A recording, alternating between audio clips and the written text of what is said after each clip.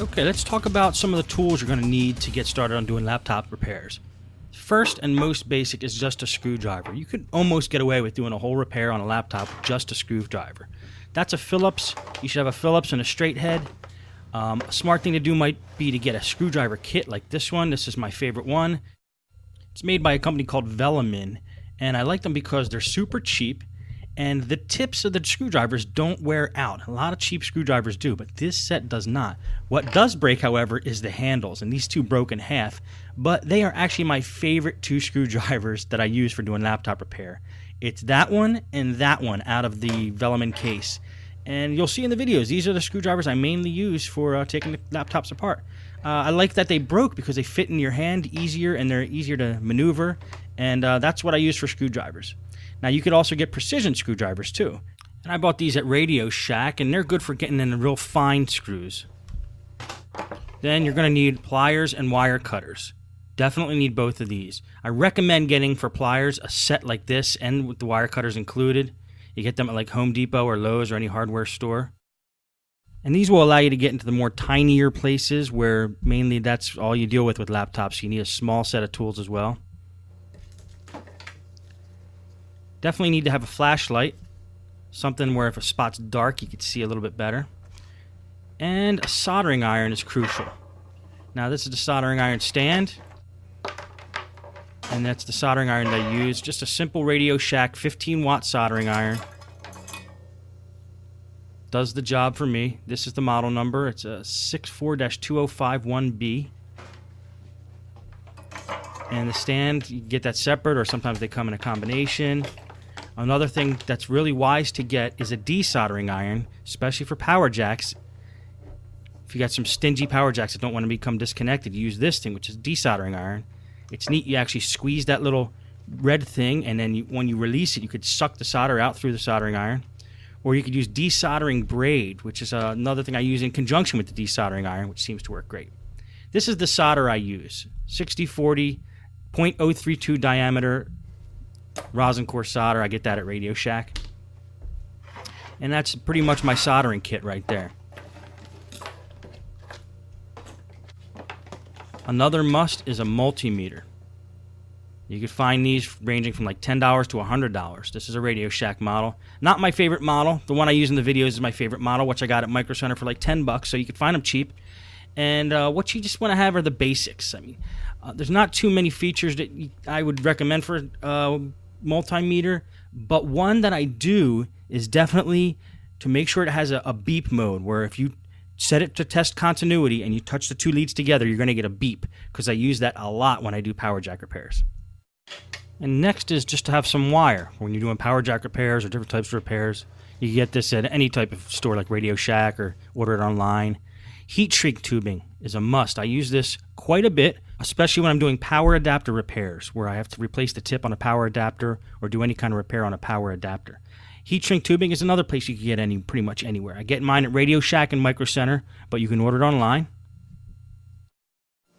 Another tool that I feel is a must is helping hands.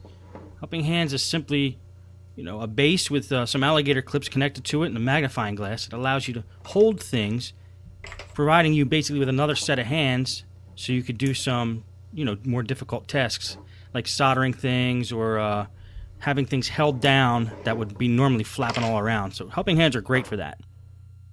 Files. Definitely get a small set of files, of like tiny files. I use this especially for scuffing up a wire or creating contact points on a motherboard. And this picture shows files. Don't get the wrong idea. These are actually miniature files. They're pretty small. You'll see how they look in the videos. X-Acto knives. Now, X-Acto knives are something I use fairly frequently, but you never know when you're going to need something really sharp to cut something that you're dealing with.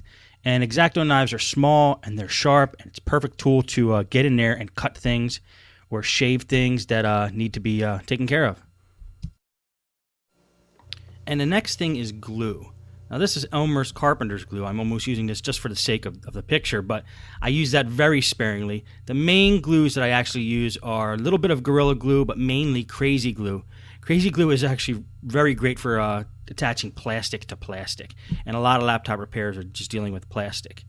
So definitely recommend Crazy Glue. It's cheap and you can get your hands on that pretty much anywhere as well. When you want something a little more difficult and you need a strong bond, try epoxy.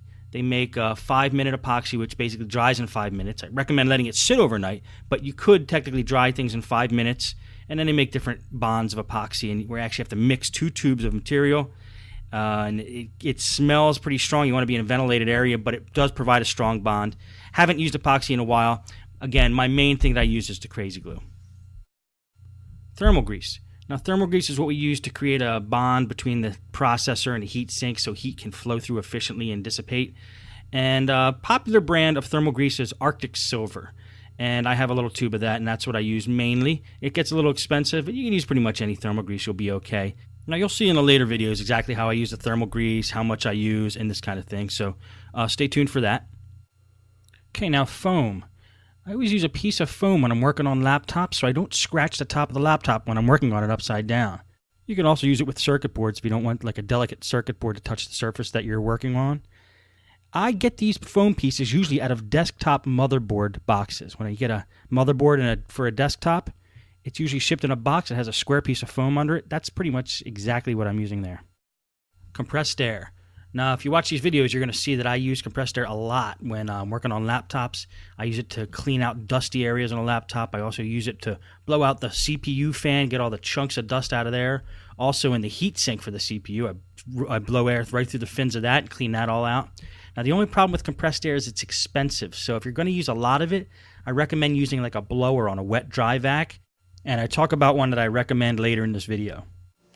A drill. A drill is a great thing to have if you ever need to drill holes in a laptop case, which I'll show you a couple of the videos. And get a good set of drill bits that aren't going to flake out on you if possible. I prefer a cordless drill just because it's more easy to, maneuver. It's not too unwieldy, so I use a Black & Decker for that. Screws and hardware.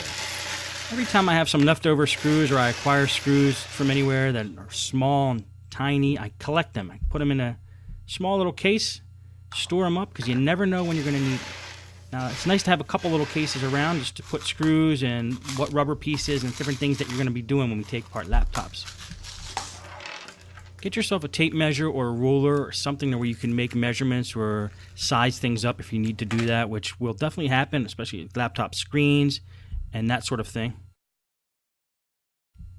Get yourself a set of tweezers. Remember, you're working in very confined areas. If you drop a screw or if you need to remove a wire or get into a certain spot and you just can't do it with a pair of needle nose pliers, these are the tools you want to use. I'd buy a whole set of them so you have different varieties so you get in different areas. And definitely put some tweezers in your toolkit. Allen wrenches. Not terribly commonly used on laptops, but every once in a while you're going to encounter them. So it's probably wise to get just a cheap set of Allen wrenches or one of those all-in-one Allen wrench devices that have like 6 of them or 8 of them sticking out like this one here. Paintbrushes. I use these paintbrushes a lot. I think I got them at IKEA for like $7 for a whole set of them. And I use them to dust off certain parts of the laptop. It's a great thing to use as a duster, and you could always shake the dust out of them when you're done. But it's great for laptops because it doesn't scratch anything, and it gets all the dust out of the little crevices and crannies of the laptop. I love the Stinger 2.5 gallon wet dry vac, which was what this is here. Especially with the brush attachment, it's great for cleaning out keyboards, cleaning up all the dirt off of the top and bottom parts of the case of a computer. Even when you open up the computer, you can use that wet dry vac and suck out a lot of the dust that's on the inside. You'll see how I use it in the videos. Great tool to have in your shop. I definitely recommend it. It's not a necessity, but it's a good idea to have a socket set or something you can unscrew standoffs or bolts or something that's stuck onto a laptop there. And finally, if you look around, you're going to find computer repair kits that have most of the tools I talked about already in them. You get the pliers, the screwdrivers, soldering iron, a small drill in a lot of them, Allen wrenches, X-Acto knives, and tweezers. It is a good thing to have, especially if you're an on-site technician. You need all your tools in one place. So definitely check them out. You can get them at Radio Shack, Micro Center, Newegg. Any big computer store is going to have something like that for you. Well, that's going to wrap up the tools that you need. I went through the basic tools. Some are more necessary than others. As you continue to watch the videos, you'll see what I use the most, and then you'll know what priority to get these tools. But that's a quick rundown of pretty much everything I use to get laptop repairs done. Hope it helped.